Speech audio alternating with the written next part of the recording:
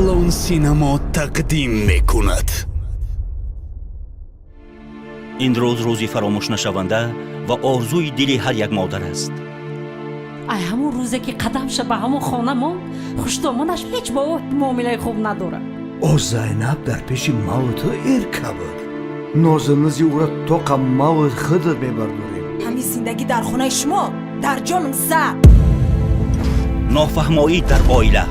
من یرود نمیگیرم، تو را یاد میتونم. اگر خواهی که آرامانه زندگی کنین در این خونه، یا من میستم یا چه. اما آن آرزوهای دل مادر تا کجا عملی می شود وقتی که از خواسته ها احترام نیست؟ من طاقت دیدنی اشکریزی زینب ندارم. برای ما هموچم عزیزه.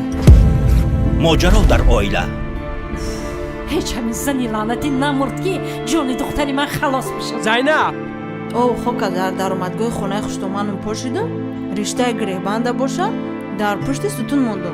دیگه با او خیلی زندگی کرده نمیتونم. میدونم بچه، وزنی نه. خصومت در عائله. با ما یک دوره لازمه که انا همون خوشتامانی ظالمه ای باید ببریم. این همه ماجرای زندگی در فیلم بدیعی صاحب. نخست نمایش فیلم مذکور 29 دکبر ساعت 16، 30 دکبر ساعت 17 در شهر دوشنبه در کینوتئاتر وطن برگزار می گردد.